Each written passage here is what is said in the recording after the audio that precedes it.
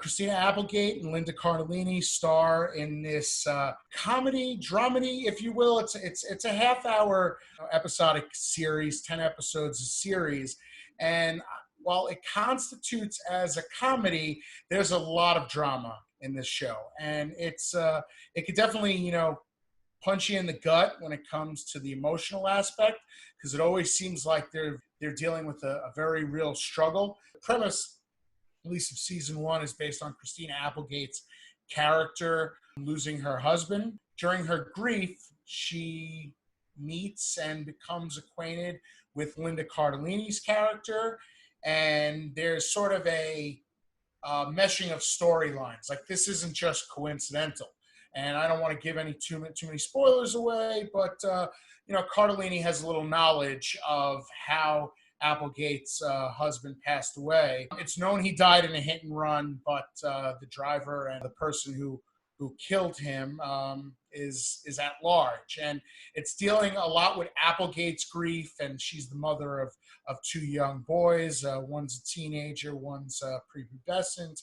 And her relationship with Cardellini helps her get through her grief, but as certain stones become unturned, it's basically like, who's hiding the truth from whom? There's a lot of secrets going on, and every time you think someone's safe, there's something else to put them in jeopardy, whether it be from someone within the community or the law. It has a mystery aspect to it. There's a lot of dark comedy, but it's a gut-wrenching series, because anytime you feel relieved as an audience member, they always leave you with a little hook at the end that you're like, oh no, I can't believe so-and-so found out about.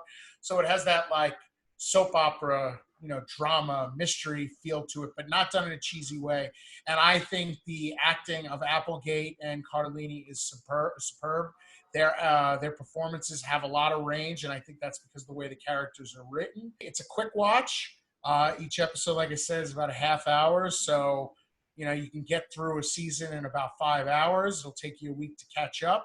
And it was recently announced a couple of weeks ago that the series will be coming back for a 3rd and final season, which is good, because while this tension and the drama within the comedy is constantly developing and they're going into new directions, it's going to be hard to write that for 6-7 seasons, the standard term of a successful series. So that the fact they're ending on 3 and what sounds like their own terms, which I always like to hear when a show, regardless of how long it lasts, is ending on its own terms, you feel as an audience member and as someone committed to the series that you'll be given the proper ending you feel like you deserve at this point. So, right, yes, you get closure in that. You get like that's that, the word I was looking for. Yeah, yes.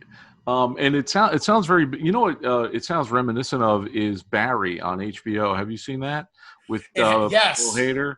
Like, it's sort of like that. It's because it's a comedy series, so they're working the half-hour time slot, but they're also there's also drama in it, so that it's impactful. And and that's another one I would recommend if you haven't seen Barry. Definitely check out Barry. This sounds very binge-worthy as well. Yes, binge-worthy. And some of them, sometimes you can go through like 3 episodes and take a break.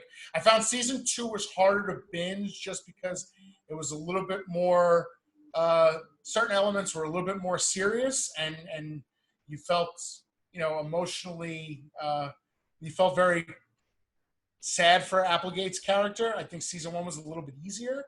But yeah, Barry is a perfect comparison. Another one that I would compare it to is Weeds.